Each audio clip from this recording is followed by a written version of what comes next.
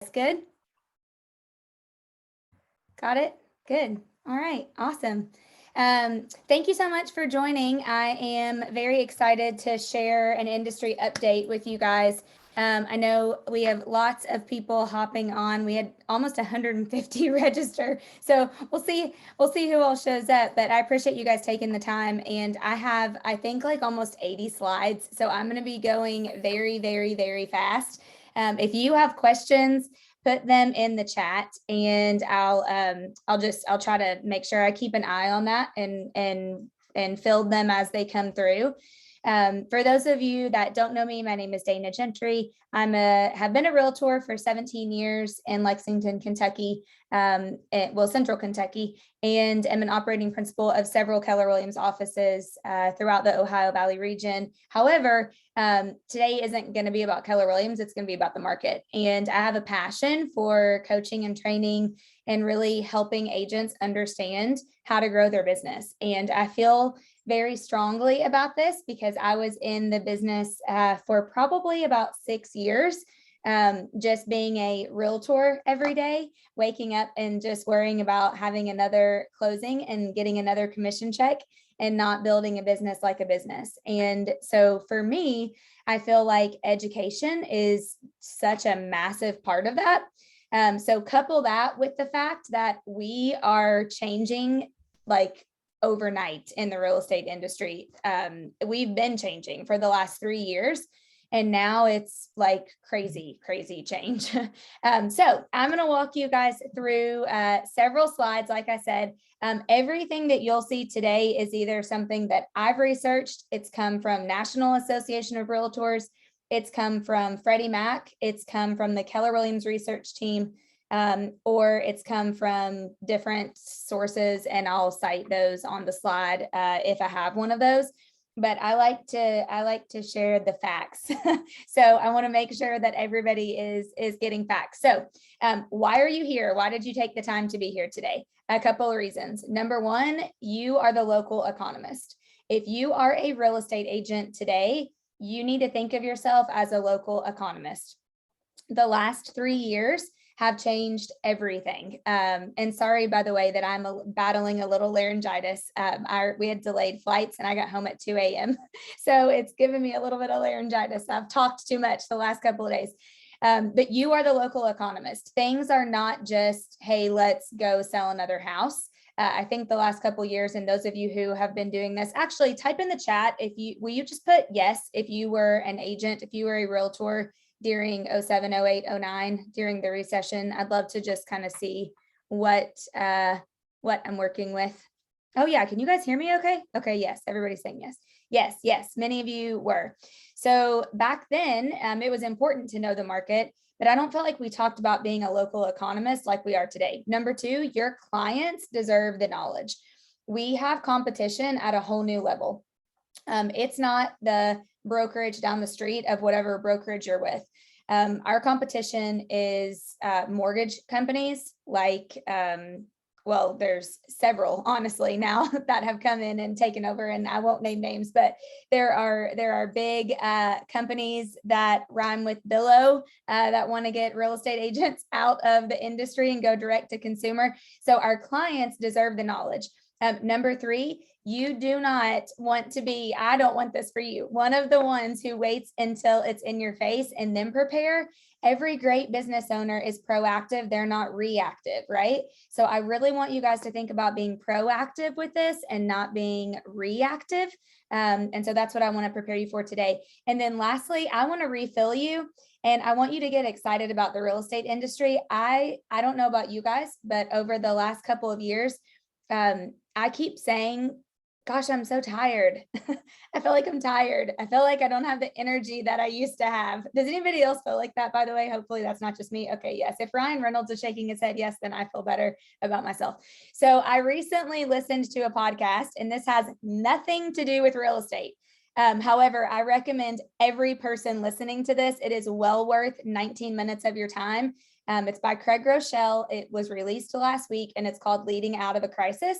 And Heather is, I think, sorry, Heather, I forgot to ask you to do this, but can we drop a link? It's on YouTube in the chat, pretty please. and you guys can go watch it later. But he talks about the difference between being tired and being depleted. And I feel like a lot of people in our industry are depleted. We say that we're tired, but he says on the podcast, he's so brilliant. He said, when you're tired, you need a nap. When you're depleted, you need to be refilled. And there's a big difference between those two things. And I don't know about you, but for me, I get refilled by learning and growing and getting re-energized and understanding how to win and all those things. So I want to refill you guys today by sharing a lot of this with you. Thank you, Heather. There's the link in the chat. Don't go. You can click on it right now, but don't watch it right now. You got to wait till later. So I want to refill you today. So I want to start with, don't panic. When we hear the word recession, people start to panic. We haven't had a real estate correction in 14 years, and I'm going to show you guys a lot of stats. The average correction or the average recession in our world historically happens every 7 years. So we're overdue, to be honest, and it's nothing new. Many of you as you've put in the chat, have lived through a recession before. Many of you built your businesses during a recession. I actually did, and I know personally several of you on here that have. So the thing is, they take time, but we need to start preparing now, because honestly, we can't predict a recession. I'm going to give you a ton of stats today. I'm going to share with you everything that Gary Keller shared with me. I'm going to share with you everything that NAR is sharing. However, nobody can say, okay, it starts tomorrow. That's not how it works, right? We can't predict it. So you have to act like the market that's coming, not the market that you're in right now. Many of you probably have had the greatest years that you've ever had in real estate over the last 2 years. Your business, you've never made more money than you've ever made. For those of you that have recently gotten in the last couple of years, congratulations, you picked a great time to make some good money. However, it doesn't always stay like that, and you can build great businesses during the recession. I could not have this without putting this in there, because this absolutely just cracked me up when I saw it the first time. And I feel like many of you have probably been hearing from your buyers, I'll just wait till the market comes down. I'll just wait till the market comes down. So the first time I saw this, I was like, oh man, I'm saving that. I'll use that in a slide one day. For those of you Jen Vickers that aren't Tom Brady fans, I apologize in advance. However, I think it's great. So here's the deal. I attended the Keller Williams Family Reunion Convention in February. Just like many of you attend your conventions and with whatever brokerage that you're with. And let me go back actually to Tom Brady for 1 second, so you don't read that yet. At Family Reunion, I heard Gary Keller say, the market's great. We could fill this for another 2 to 7 years. Don't expect interest rates to rise like they were. We'll see them go up a little bit, not a lot. So I left Family Reunion thinking, wow, like this is great. We're going to keep going. 5 weeks later, 2 weeks ago, week and a half ago, I got on a Zoom with Gary Keller for the top 100 OPs in the company. And he opened by saying, we're in a recession. And I was shocked, really, to be honest. And he shared with us a lot of the things that I'm going to share with you today. But in my mind, I was thinking, how is that so drastically different than what we heard just 5 or so weeks ago? And so like every quick start and high driver does, I sent an email to Jason Abrams, who's the head of industry and a really smart person. And I don't think he would care if I shared this. Oh my gosh, this happens sometimes. Heather, do you see people like somehow drawing on the screen? Do you remember when my mom did that one time on Wednesday Morning Mindset? I don't know how to correct it, but hopefully it'll stop in a second. So here's what I messaged him and I said, what's happening? Why is the message that we heard so different? He said, a war. I think what you are seeing is the cross section of 2 world events, COVID, number 1, and number 2, the first war in Europe since World War II. The wisdom even 60 days ago was that inflation was a transient issue that would recede once the supply chain loosened. This is proving to either not be the case or become so exacerbated from this war that inflation is moving much faster than anyone could have expected, which is very true. Because of this, the Fed has directly stated that they are going to raise rates at least 5 times this year, which was not the case in February at our convention. We also think that they may do it even more than that, and the world is moving very fast. So I took that and put together this for you today, because I don't know about you guys, but I was very confused. So I decided to do a lot of research and to figure out what the heck is going on and be able to prepare the people that I get to lead every day. So we're going to go quick, and some of you may have seen a couple of these, but I want to tell you some different factors. So there's 5 numbers that drive US real estate: home sales, home prices, month supply of inventory, mortgage rates, and affordability. A couple things, I'm not going to show you all of them, but a couple things I want you to pay attention to. The first one is this slide, which is home sales. Okay.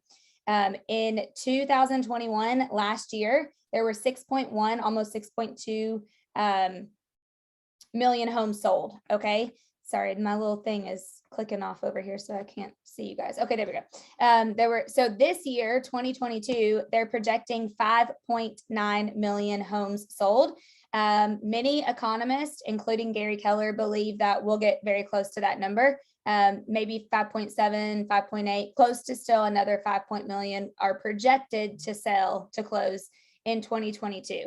But here's what I want you to look at. Look at 2004, 2005, 2006, which was right before the last recession. And then I want you to look at where we are and where we have been in the last year, 2 years, and where we will be this year. And you can kind of see a little bit of a resemblance, right? The first time that we got over 6 million during the time right before the last recession, there were a total of those years of 28.2 million total sales. And we are right now at 28.2 million total sales. So again, I don't know that a recession is happening like tomorrow. However, I just want to give you the facts and the data so that you can be prepared, because those are very, very, very similar numbers. If you look at home prices, you can look here that the long-term average is a 4% increase, okay, over the last, all the way back since, where am I at, the 90s, since the early 90s, they've increased steadily at about 4%, you can see. The interesting thing to point out here is we were actually still above the 4% line, by the way, in the last recession in 07, 08, 09. However, the scary thing here is the run up of how quick it happened. Basically, what the economists say is they've afforded it to happen, the run up so quick, because of rates being so low. They kept the rates being so low. Because what Gary told us, which I thought this was fascinating, is people did not get raises in their jobs enough to be able to go that high up. So with rates staying that low, that's what's caused that. And that's a really big run up. And so that's another factor that can lead to a recession. Unemployment. This is a little bit of a crazy part, but unemployment is back to near pre-pandemic levels, but millions are still missing from the labor force. Does anybody want to take a guess why, or type in the chat what the reason for that is in their opinion before I click to the next slide? Any brave souls who want to take a guess? Okay. Who's heard of the Great Resignation? Yes, Heather Brockman is the winner. Yes, good job, Heather. The Great Resignation, you guys, it's actually on Wikipedia now. I just happened to Google it to see what definition I could give you of the Great Resignation. And I was like, man, this is on Wikipedia now, which is very interesting to me. Here's a crazy, crazy, crazy thing. Close to 40% of people who switched jobs during this time are actually looking to switch yet again. So we're still tight on unemployment, but it still feels like there's so many open jobs out there. And the reason is because of the Great Resignation. So many people said, I'm done. Like, I'm not going back. I stayed home for a year, or I stayed out with my kids for a little bit, or I homeschooled, or I did whatever. And now I'm not going to go back. And so there's been a huge switch with that. You can look at unemployment by the month, the numbers by the month, percentages, and you can see the difference as it's kind of gone down by the month. So we're actually back to normal. This is a new slide that I got day before yesterday that I wanted to show you just to go even more. So the last slide took you through January, and actually after March, we're down to 3.6. And sorry, that's not as clear, but that's a picture of a screen from this week. So, but as you can see, it's getting back. GDP, it doesn't get better. We've never been better when it comes to GDP. It's actually it's the best. They overstimulated us during COVID, really, to kind of keep us out of a Great Depression. So what Gary Keller shared with us is the federal government knows what it's like to have been in the Great Depression, and they never, ever, ever want to go back. So in order to do that, what they do is they overstimulate our economy during something like a pandemic to make sure that we don't go back to a Great Depression. So it doesn't get better to this. And here's the thing, economically, we are buying things at a massive, massive, massive rate. And I don't know if you guys have noticed that. I'm going to talk a little bit about that, but people are spending. People are still spending a lot. They're spending like they never have before. So the three things that I really want to focus on today, and I'm going to go through a lot of slides to get us there. But inventory, I'm not going to speak as much on just because I'm going to do a little bit, but it's very more locally based. Interest rates and inflation. So when it comes to inventory, here's the annual month supply of inventory. You can see this all the way back from 99 to 2001 to last year. So you can see that it definitely trailed down. However, most real estate experts would tell you that we don't necessarily have an inventory problem. We have a days on the market problem, and that makes us feel like we have an inventory problem. We would not have sold 6.1 million homes last year in 2021 if we had an inventory problem. In order to sell 6.1 million homes, there had to be 6.1 million homes to sell. We have a days on the market problem, and that makes us feel like we have low inventory. But when you have a days on the market problem, they're flying off so fast, if not going before they even get on the market, that it makes us feel like there's not inventory. So we have to work harder to go find different means of inventory. Inflation. This is actually ironic. I put this in here just for fun. I can't have all stats. I got to put a little bit of fun in the slides. Or I'll go crazy, but I was born in 83. Adam found this the other day. I don't even know where he was, at some like gas station or something, and texted this to me, but I thought it was ironic just to look at. In 83, a new house, 82,600, average income, 21,000, a new car, 8,500, gas, $1.17 per gallon. Lots of interesting things on here from 83.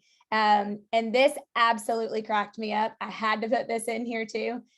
Cooking $57 worth of food in 2022 doesn't feel like very much, does it? Especially if you go to Whole Foods.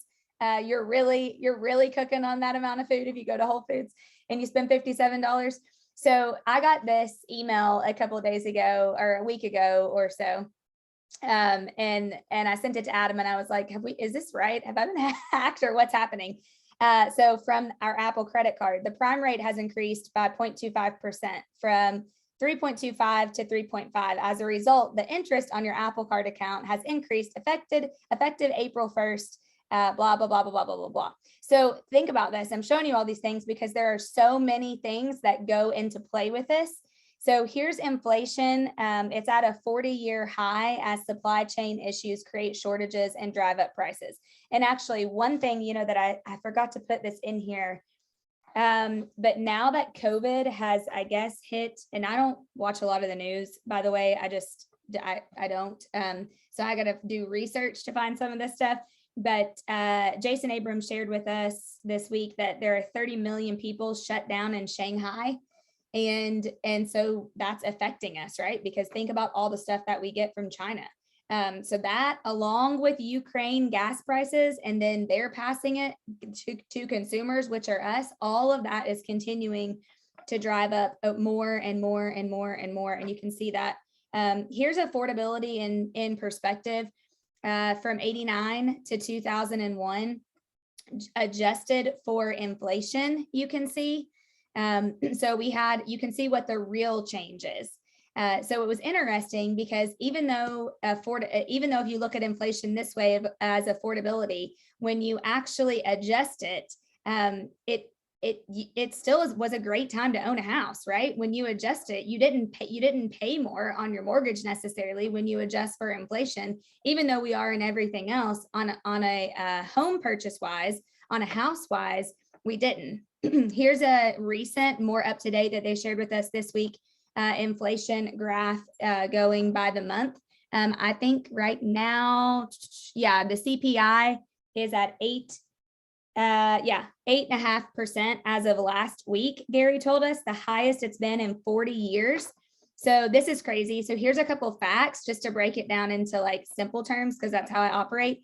If you got an 8% raise last year, so let's say you were making $200,000 and you got an 8% raise and you made $16,000 more, you got nothing. You're even, you're at a wash. And that's because of inflation. Now, here's the deal. Many of you may not be feeling this. So if you're not feeling any of this, which most of you aren't, you're spending money still. You're going on trips, you're going on vacations, you're buying new cars, you're getting new appliances, you're remodeling your house, you're wallpapering your kitchen like I am. You're doing all these things. And the biggest reason for that is because you're not actually doing it based on the economy. You're doing it based on your current lifestyle. So lots of money is flowing right now. So when we think about this in the perspective of our clients, they're doing the same thing. Many of you can see that, right? They're still spending money. People are spending money. The average person doesn't blink at paying 8% more. They really might not blink at 15% or 20% more. They don't like it, but if they have the money, they're going to do it anyway. Let's see, I'm just checking the chat really fast. If they're admitting 8.5%, imagine what the actual CPI is. Taylor said that's also true with housing prices. So at 8.5% is breaking even, puts a 15% increase into perspective. Yep, totally right. So I didn't know this. You guys probably are a lot smarter than me, that the federal government actually now owns 1/3 of the stock market. And Gary shared with us that they do it to push it up or to bring it down, right? So during inflation, they sell, they push it, they push it down. But here's the reality: we can't live with this kind of inflation because it doesn't harm people equally. So that's why you're seeing a lot of people right now that have a lot of money or made a lot of money. They're continuing to get more money, right? And then if you don't, then you're actually going down and getting worse. I don't have I read this article. You can Google it and it'll pop right up. But there's an article that Jason Abrams shared with us from the Atlantic. It was March 17th on the pandemic panic cycle. And it's crazy, you guys, because it talks about people are spending more now than they ever have before, because during COVID, they did nothing.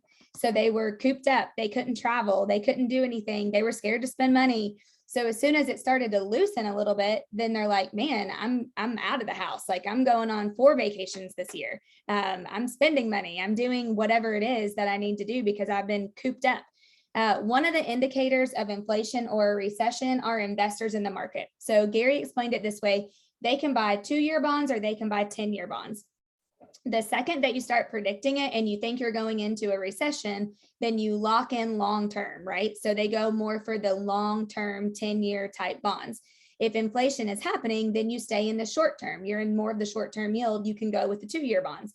They haven't started dumping the short-term yields yet. Gary predicts, and a lot of economists predict, that many will by the end of the year this year. So if homeowners think about that, and if they think that prices are too high, which many of you probably have had clients who have said, like, it's just too high, I'm going to rent, I'm going to wait. They'll stop buying and they'll stop the market on opinion. It's the same exact thing as thank you, Heather, posted that article. It's the same exact thing as what the investors do with the bonds, right?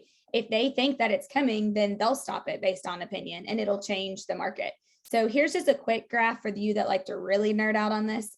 And you can look at mortgage rates versus the Treasury notes. So if you go back to 82, where mortgage rates hit an all-time high of 18%, in the next couple of years, they kind of trickled down, but they were still 17, 16, going down a little bit, but they were still much higher than what we see right now compared to where we have been over the last year. You can see the difference. This is like a really geeked out graph. And Gary was like, I don't even know how to explain this other than to just say, you just need to watch it. Because the minute that we start to see people dumping their short-term Treasury stocks and their bonds, we know that more people feel like that we have already entered a recession. So the key is to get to it before that. So I'm going to talk a little bit about rates now. So this is mortgage rates monthly all the way through February. This past month. Yeah, Joan said she was in the market. Yep, totally. So you can see rates have, they've stayed around, right? They've dipped to the 2s, they've gone to 4, they've gone to 3, they've kind of just like steadied out a little bit. Here they are annually. In 1979, rates jumped in 1 year from 9% to 14%. So I know I've been talking to many of you who have said that you don't think that they'll go that high, or, that we'll get to 10. A lot of people believe that we'll get to 10 by the end of the year. I don't know that, so don't hold me to it, but I would rather be prepared, in case that they do. However, we do have stats and we do have history and we have a historical average, and we do know that in 1 year they jumped from 9 to 14. So if they did it before, just be aware that it can be done again. This is another, I already showed you that. So a couple facts from National Association of Realtors and that Gary shared with us. The inflation that we're seeing now is comparable to 1981. So take that in, because economically, we're in the same exact place. We are in the same place that we were then. The feds raised it then more and more and more. So do you think that they'll stop at 5 now if they raised it quickly to 9 and then to 14 and then to 18? No, they won't. They'll have to keep going. They won't have a choice. So from 1990 to now, the rate's historic average is 6%. If we go back to 72, the average actually changes to 7.8%. So we are living inflation wise in an economic time that was the same that it was then. So we have to think in relation to the rates too. And really, it's just because we've been living on borrowed time financially. We've really had a great propped up. So I got a propped up market. I got permission to share this. This is like a live human being client that Sarah on my team is working with right now. It's actually a family member of hers. And she just posted this on Instagram 3 days ago. And I text Sarah and I said, will you ask her if I can please share this in my slides, because it is so true, relevant to how everyone is feeling. 2 months ago, she qualified for a mortgage that her payment was going to be $1,600 a month on. Now, today, because she didn't find anything and she didn't lock her rates, 2 months later, they're making her pay off her $8,000 car debt, and her payment is now $2,100 a month. And that's because the rates have gone up, right? So we really have to educate our clients on this. I actually took this from a great video that Troy Marsh did, and I shared it in an email, and many of you got this, but for every 1 point of interest rates rising, it affects your client's borrowing power by 10%. So in December, at an interest rate of 3% on a $400,000 house, the monthly payment, not including, this is just PI, was $1,687. At an interest rate of 4.5%, the new payment is $2,027.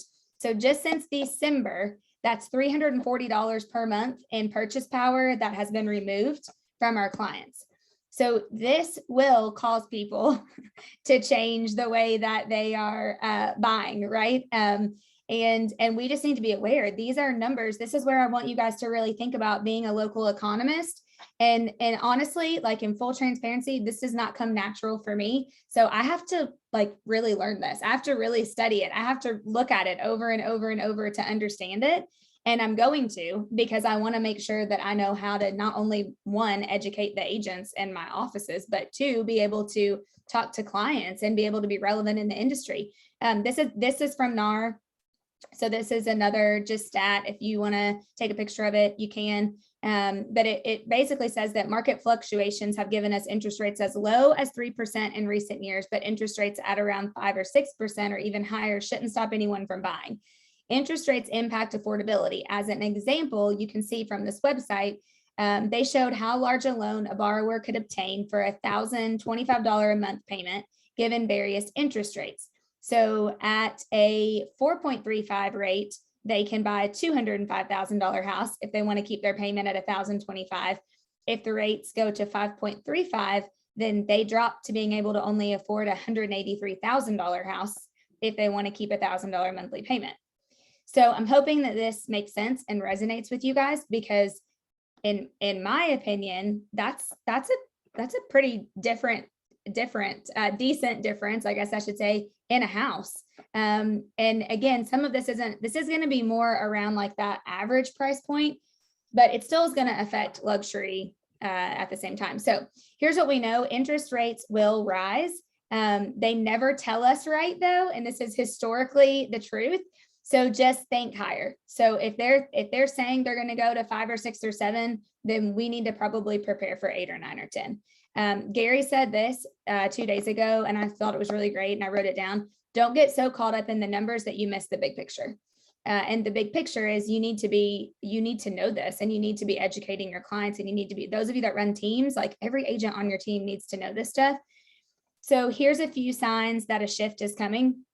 Here's credit conditions. So credit conditions loosened in 2021, particularly for jumbo loans. Many of you that sell higher price points, you've noticed that people are still getting really great lower rates on jumbo loans, different than non-jumbo loans. However, what happens is, you can see this when a recession comes. So if you look back here in 07, 08, 09, really up until about 2010, 2011, what did they do then? They tightened the credit conditions. They made it a lot harder for people to be able to get financing or to be approved to purchase, right? They raised credit scores. They changed debt to income ratios. They tightened credit conditions. When when we're in a good market, on the opposite of that, then they loosen them, right? So actually, it's funny, you can go back and see right when the pandemic started, what did they do? They panicked. And so they tightened really quick on borrowing again. They tightened the credit conditions. They've been steadily loosening them ever since. But this is one of the number one signs of a recession. So you'll start to see, as soon as they start tightening credit conditions and what you have to have and make and all those things to be approved to buy, you'll know that we're at the forefront of a recession, if not already in one. I didn't want to be remiss and not talk about student loans. Student loans are part of the conversation for first-time homebuyers now, because student loans are now the highest that they've ever been, ever. In 2021, student loans were at $1.6 trillion. So it's the cost of education is higher than it's ever been, and there's more student loan debt than there ever has been before. And I mean, we're like obviously talking trillions, as you can see here. So you can see how it's risen every single year. They don't necessarily think that this is going to stop. So what is going to happen with this is first-time home buyers, for those of you that used to work with a lot of first-time home buyers, you might not be as much anymore because they're living with their parents. Sorry for those of you that have kids in college, up to 7 years post-college now. Because they can't afford to buy because their student loan debt is so high. It whacks out their ratios. And if they start to tighten the credit conditions, when we actually enter a recession, that's only going to get worse, because they're still going to have their student loan debt, and then they're going to tighten the credit conditions. So it's going to be even harder for them at that point. So just keep that in the back of your mind, especially for those of you that have clients that are first-time home buyers, or you have clients that have kids that would be first-time home buyers. This is really good info for you to know. So here's the economic risk. This was what they shared with us in February, and this is what's kind of come true now. So number one, the Russian invasion on Ukraine. So that creates a global impact on our energy markets and a global impact on financial and equity markets. And I think, as you guys can see, that's what's already happening. The Federal Reserve policy. So in February, the Fed said that they were going to raise rates 3 times in 2022, but may get more aggressive based on data. Just from February, when they said 3 times, at the end of March, they said 5 times. So they've already gone in less than 60 days from 3 times to 5 times. That's why a lot of economists are saying, don't be shocked with the rates, like they're going to go up. It takes several months for Fed policy impacts to be realized. If Fed moves too quickly, it could cause growth to stall. So we just need to be aware, and we need to really watch it. So I want to kind of like take it to a positive. None of this is negative. It just tells you the lay of the land. And I really believe that. I think that as local economists, as business owners, we just need to know where we are, and we need to know what's happening so that we can be on the forefront and we can be prepared for this. I think a lot of us, and I think it's great to be busy. I'm so glad that we've all had some of the best years that we've ever had. And I'm really proud of every one of you that took the time to be on here, because I think sometimes as realtors, we get so busy in the day to day and in the inspection, we got to show this house and we're headed to a closing and we've got to put out this fire and we've got to put out that fire, that we kind of put our heads under the sand and we don't pay attention to what's happening in the industry. And I think that that's a huge, huge mistake. So what should you be doing? Gary asked us this question and I thought it was a little harsh and great at the same time. Can you morph your business before someone else takes it? And I want to give you guys some thoughts and ideas around this. And I want to give you some stats with it, because what we know is a recession is coming. It may be the end of this year. It may be 2 to 3 years. And if it is 3 years, it's because people feel great about their money right now. And honestly, they're still spending. They're not stopping spending whatsoever. It's crazy. And some of you know that I live half the time in Charleston, South Carolina, and half the time in Kentucky. The Charleston market, I mean, it is absolutely insane. I mean, people are spending we're like, where did all this money come from? Like, where are people getting all this money? I mean, it's crazy. But the thing is that they have it, and so they're doing it. So as long as people are continuing to spend, it could push us off for another year or two. But the minute that they don't, then we'll be able to tell. What I want you to hear today is there's a lot of stats and a lot of factors that tell us that it's coming. So we need to prepare like that. So a couple of things. 2 books that I suggest every person buy and reread. If you haven't already read them, 100% is Shift. It doesn't matter what brokerage you're with. It's a New York Times bestseller and you need to read it. And you need to know the 9 shift tactics, and this needs to be like your second Bible now. You need to prepare like you are already in a shift. 100%. You have to do this. The second book I want to share with you is it's an old book, and it's called Blue Ocean. And I'm gonna share with you why I think that this is a great one for you to read. This is all about creating uncontested market space and being competitive. It gets your mind to think about running your business differently and being in a competitive market. And when I say competitive market, I don't mean like the other agents that you're in competition with you. Again, I don't mean that whatsoever. I mean Zillow. I mean Quicken. I mean Realtor.com. I mean CoStar, who's the country's largest commercial platform, who just said that they've just entered the residential real estate space. So this is a different level of competition, right? I'm not competing my clients with Jenny Matty Oaks clients. I'm not talking about that. I'm talking about a whole nother level of competition. And so what Gary has really been coaching us on are creating MOFers. Some of you have probably heard of a MOFer, and some of you may have never heard of a MOFer and think it's like a hillbilly word from Kentucky. It's not, I promise. It stands for Make Offer for Immediate Response. There are a lot of top agents in our country, a lot of top teams in our country. I'm talking top, big, huge teams, multi-hundreds of millions sold teams who they've grown their business off of MOFers, Make Offers for Immediate Response. I was talking to Linda McKissick about this, and she said, this is what we used to do back in the day. She said, I remember I would get on top of these people's, I got on top of a roof one time, and I had my picture taken standing on top of this house's roof. And I said, you want a realtor who gets on top of it, or something like that. I don't remember what it was. And anyway, and she said that it was part of her Make Offer for Immediate Response. And so I was on a Zoom with Gary Keller and Jason Abrams, and I took a picture to remember this, because he described to us some MOFers and how to go back and create MOFers. There are big teams right now, and I'll actually just read you, if I can find it, some examples of what they're doing. And I just think that this is genius. I mean, genius. They're having MOFers of billboards that say, list with me and have no physical showings. So no one's coming into your home. I'll sell it without having a physical showing. They're giving MOFers that are saying, list with me. I'll sell your home and guarantee you can stay in it 6 months after until you find something else. They are doing a lot of things. Actually, this was great. This was a mega agent in California who said that they switched their language to starting price instead of list price. And they're not saying list price anymore. They're saying starting price.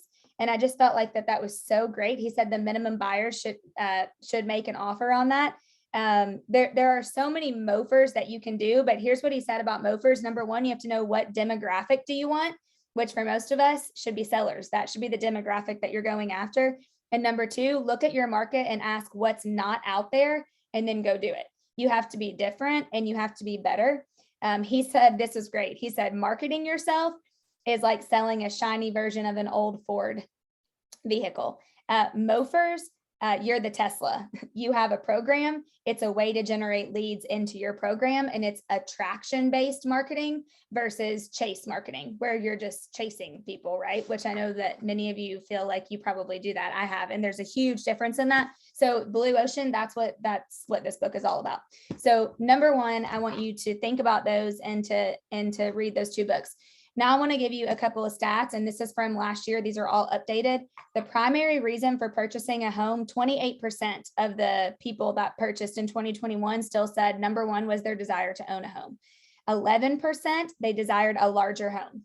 Many of you know this, but that's because the economists say it's because we were on lockdown. We were in our house for so long.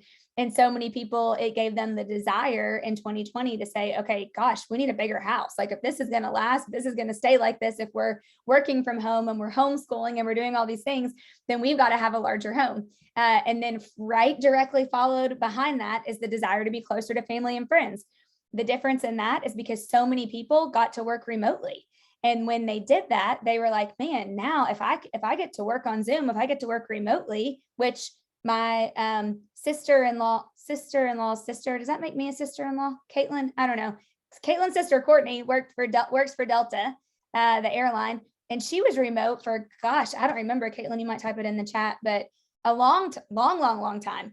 And they actually moved during that time to a bigger house. She moved in Atlanta from a condo to a bigger house, I think. Correct me if I'm wrong, Caitlin. But it proved the exact point that so many people got to work from home. And so they wanted to be closer to friends and family, and they wanted to have a larger home. Now, number 4 cracks me up, which is they had a change in their family situation, 7% of them. So COVID either made them want to get a bigger house or they got divorced, it looks like. So I think it was one of the two on that spectrum. But here's the method for home purchase. And this is the good news that I want you to take away from this. 87% of their method of home purchase were still with a realtor. We are still very valid. It's actually one of the highest. Well, you can look on here, 89, I believe. Yeah, there it is. 89% is the highest, 88, 87. 87% of people still wanted to work with an agent or a broker. And then you can kind of see it goes down from there. 8%, they went direct to the builder or to a builder's representative. And then 5%, a previous owner. But 87% is still a huge, massive number. You can look back though, pre-recession, and then during the recession, pre-recession, those numbers were definitely a little bit lower. However, they still want to work with that. So these are really important stats, and you guys definitely need to know these. The most important factor from all of these are NAR sources, by the way. These came from National Association of Realtors from all of 2021. The most important factor for sellers, 32% said reputation, followed by honest and trustworthy, followed by a friend or a family member at 17%, told them to use that person, basically. It was a recommendation. For buyers, it was a little bit different, which I felt like was interesting to be able to see. So still honest and trustworthy at 20%, but the experience that they receive at 19%. And many of you know this, I've harped on experience for like 3 years now. And it's continuing to get more and more. People don't just want to do a transaction, they want an experience. A big reason is because they're paying more for stuff now. If you pay more for something, you want an experience. Heather and I have become like a little bratty with our experiences of traveling now when we do things, and it's like we get to certain hotels and we're like, man, this was great. This is nice. At the AC Marriott in Bridge Park in Columbus, they give you like a little bag of lilac that you can hang in your shower, and it smells good when you take a shower, and you have a great experience. It smells good when you walk in the door through those sliding glass doors. For all those Columbus people that are on, I know that you probably know that. Or you can go somewhere else and your experience is crap and there's hair all over the bathroom floor when you get into your hotel room. So people care about the experience, and we have to realize that. So I just want you guys to think about, what experience are you giving your clients? And I don't just mean You know, are you giving them great customer service? I mean, what experience? I mean, are you showing up when your buyers have kids with coloring books and crayons in a little basket so that they can color while they're looking at houses? Are you, you know, having Papa John's pizzas or chicken salad chick delivered during their move because you know when they're moving and you want them to have a great experience? Are you dropping off Easter, you know, goodies at their house this weekend coming up? Like, what experience are you giving them? Because we know that when people are getting a great experience, one, they'll pay more for it, 100%. And two, they're way less likely to go somewhere cheaper or to go to a flat fee agent or to go with or to list with somebody to save the 6% or anything like that. They're less likely to do that because you're giving them a great experience. So experience is not going away. It's getting better and better. For those of you that maybe aren't great at this, my honest opinion is you might have to hire somebody to do it. You might have to get to the point where you're like, okay, I'm not great at this. So I got to get somebody in my world that can deliver great experiences. And that might just be something that you need to do. What sellers want from their agent in 2021, they want help to price the home competitively. That probably is not a shock to any of you, coupled with help seller market home to potential buyers. And then this one definitely won't be a shock. What buyers wanted is help finding the right home to purchase. How many of you feel like that it's changed where you used to go find all the houses and now your clients send you a text, hey, I want to see this house, right? They want our help. It's been different. So it's a little bit of a different switch compared to what those of us who have been in the industry for a while have been used to. But their number one thing, 50% of them said that they want help finding the right home to purchase. And then from there, it's negotiating the sale and help with price negotiations.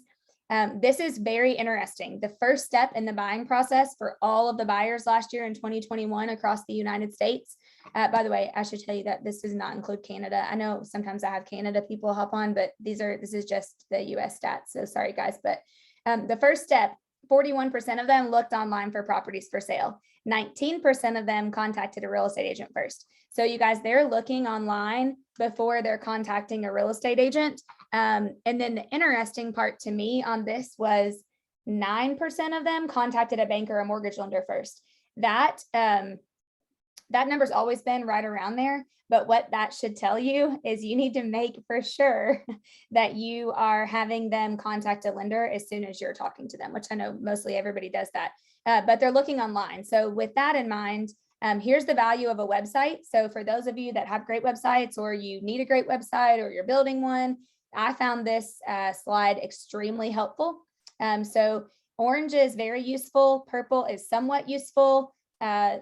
That looks purple too. The other purple is not useful and green is did not use at all. So 80% said detailed, actually the highest, I'm sorry, is number 2, property photos. So 84% of people, the thing that they want the most are great property photos, followed by detailed property info, followed by floor plans, followed by details about recently sold properties. No, sorry, not followed. Virtual tours. Yeah, we've got these out of order. Virtual tours and real estate agent contact info at 43%. And then you go to info about sold properties and pendings under contracts. So for me, this says number 1, we still need to get, virtual tours are not going away. I really believe that over the next 3 years, we'll see that number continue to rise more and more and more. And it has big time. It used to be way down there. But I think video tours used to be a kind of like a luxury, if you will, and now they're a necessity. So we need to make sure that you guys have those. This is staggering. 82% of sellers last year only spoke with one agent. So number of agents contacted before deciding with whom to sell, it had a big jump from 77% to 82%. So 82% last year of all of those homes that sold, the millions, they only talked to one agent. So this should be like a huge eye opener for you. If you can just be the first, if you can just get in the door and be the first, you have an 82% chance of getting the listing and taking that house or taking that listing. You just got to get in. You've got to be the first to get in there and to be able to do that. With buyers, 73% still only spoke with one. So they went with the first or the second, but 73% of them went with the first one. So you just need to get there first is really what the takeaway that I want you to have from those two slides. You just need to get to them first. And the only way to do that is to be top of mind. I always say TOMA, right? Top of mind awareness. They have to think of you first. Right now, every person that you know can name 3 realtors off the top of their head, just like that. They know 3 now. There's so many of us, we're everywhere. They know 3 right off the top of their head. So you have to be number 1 because they're going to say somebody's name first. And you want that to be yours because you have an 82% and a 73%, depending on if it's a buyer or seller, chance of working with them if you're just the first one that they talk to. 2 years ago in 2020, the stat was in order to be number 1, they needed to be touched 36 times from you in 1 year. So between call, and many of you know I do a class on 36 touch, and it's really great. And I don't just do it to like hear myself talk. I do it because I want you guys to be TOMA. I want you to be number 1. I want them to think of you as soon as they think of real estate. I want them to think of you guys. And in order to do that, you have to touch them. Sometimes it's not just enough to think that. I know some of you know this feeling. There is no worse feeling than getting on Facebook and seeing that somebody that you know really well just listed their house with someone else, or driving to your house and seeing that your neighbor has a sign in their yard. It's like the worst day ever as an agent. And you always think like, what in the world? They know that I sell. Well, they know that you sell, but you weren't the first. Somebody else has touched them more times than you have, and they were the first. And we see the stats of who they go with. So I wanted to just, this is kind of a squirrel, but I wanted to share this with you because it was a huge takeaway. I have no clue who this John R. Wood person is, but Adam and I were in Naples 2 weeks ago for spring break with the kids. And we did a date night. And we went to dinner downtown on 5th, and we were walking up and down the strip, kind of just messing around, shopping, looking around. There's real estate brokerages all up and down. And it was interesting to me. They all had flyers back in their windows, all of them. A lot of them were like fancy ones that were like all lit up, and electronic ones now, which I think are super cool. But here was the crazy thing to me. We finished dinner at about 9-ish o'clock, probably. I think we got there at 7, and several of them were closed. Probably half of them were closed, half of them were open. We finished at 9, and I'm not kidding you guys. Adam can vouch for me. I don't think he's not on, but he would hold me honest. At 9 o'clock, we were walking back to our car, and this place and like 4 others were open, had their agent on duty signs out, the doors open, agents in there at their desk. It was like an open house at 9 o'clock at night. They had these property tower things outside. They had their windows all lit up. And I looked at Adam and I'm like, this is why everybody's crazy down here right now, because they're hustling. Like they are at 9 o'clock. These agents were in there. And how smart was it? Because it was a Saturday night, or it was a Friday night, or no, I don't remember. I think it was one of those nights. And it was spring break, of course. So everybody was down in Florida. Everybody was down in Naples. And I mean, I don't know how long they stayed. We left around 9:30 and they were still open past my bedtime. But people were coming in and out of there, looking at the sheets, looking at their computer screens with all the houses on them everywhere.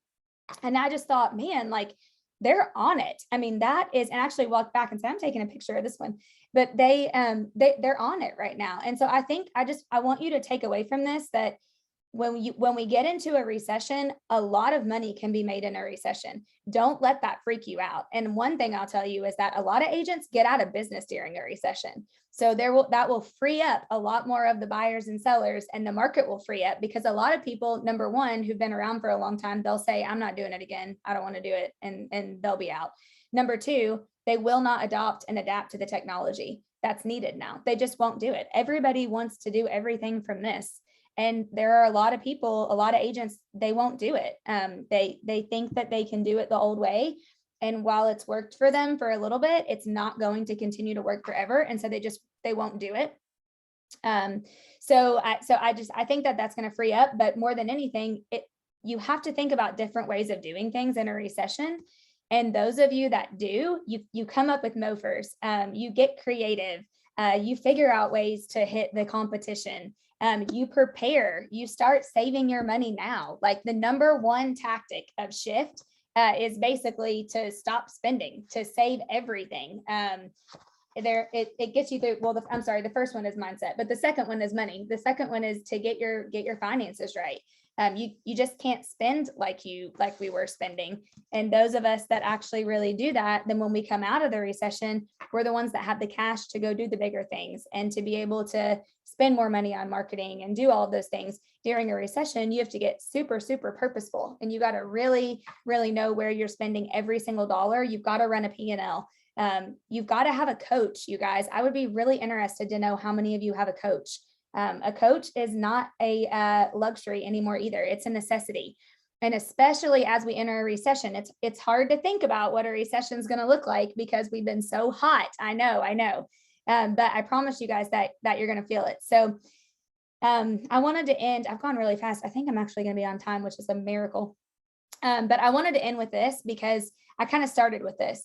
But when we were with Gary this week, he said, I know you guys are out of your business. I know you're out of your offices this week. I know you have a lot of things going on. Everybody's really busy. But he said, when you are out of the business, which means you're learning, you're training, you're educating yourself, you should make more money because you're sharpening your saw. And so I wanted to share that with you guys, because as we enter into a recession and as you really understand these the tactics of the shift book, and you really understand growing a business and growing something huge and making money during a recession, you're going to have to lean into training and educating yourself and learning more. And some of you are like me, like you want to go to everything and you want to learn everything, you want to do all that, and that's awesome. Others of you, or maybe you have friends that aren't on and they're like this because they're like, oh, I got to go let a home inspector in and I have to do this and I have to do that. And I just want to encourage you that the people that actually lean into this during a recession and educate themselves more, and they learn and they do the things versus like staying in that grind that honestly is probably $15 an hour work that somebody else should be doing, they're going to be the ones that are going to take market share. It happens every single time. And it's going to happen again. So my commitment is to try to continue to bring, to bring really great content and really great trainings to you guys, whether we do them virtually or whether we do them in person. So I want to share two with you. On Tuesday, the 26th, I think is that next week? Yeah. No, I don't know. Tuesday, the 26th, I'm doing an awesome social media mastermind. It's going to be just like this. It's on Zoom. You are welcome to hop on. Anybody is, I'll send you guys a link. Everything is on the kw1teamzoom.com. Anybody's welcome. Bring a friend, do whatever you want. But I'm going to interview 4 of who I think are the best social media experts in their business. Many of you know Tyler, TT. He is a dear friend of mine and has been my videographer. His wife runs our podcast. He is like lights out, a genius with his stuff. He's going to be on there to share from like a different perspective. So not from real estate, but just from a business owner perspective when it comes to that. So would love to invite you guys to that. And then I'm actually doing in person Quantum Leap, which many of you may not know what that is. Gary Keller actually wrote this, and it's about building a big life. Oh, I don't have my books. He just did it with us in Austin, and I have 76 pages of notes, actually 76 pages. And I'm really, really excited to share this because I believe that there's probably no more important time than right now to be worrying about and figuring out, not worrying, to be committed to learning more about your wealth, how you are spiritually and physically and with your relationships and with your business. It's a whole big life session, and it's life-changing. So I'm going to be in Columbus, Ohio, and then in Kentucky, and then in Indiana. And I'll send this out. These are going to be in May, but I'm going to do it for free. So I want you guys to be there, and I want you to bring a friend, and we'll give you a really, really great time. So that is all I got. So before we go, like thoughts, questions, ahas, was this helpful? Unmute, type in the chat. I really would love feedback to know if I need to continue to do these or not. And thank you for being on. How many people are in here? Can I talk? Can you hear me? Is that Teresa? It is. I just think you are so awesome. I love you so much. I can't be on everything, but you really are so motivating. Thank you, Teresa. I wish, anything I can ever do for you, or I want to come to all your things. I would even hire you to be my coach if you'd be interested. Don't let Adam Roach hear that.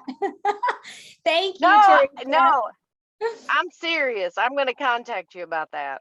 Thank All you right, so girl. much. Thank you. Well, thank you guys so much for being on. Thank you, thank you, thank you. As soon as I get more, I'll keep bringing it to you guys. I just want us to collaborate together and let's just help each other. We don't need to be competitors. We need to collaborate and we just need to do it together. And that way we can all go in. So thank you guys so much. Hope you have a great rest of your day. See ya. Thank you. Thank you. Happy Easter. Yes. Happy Easter.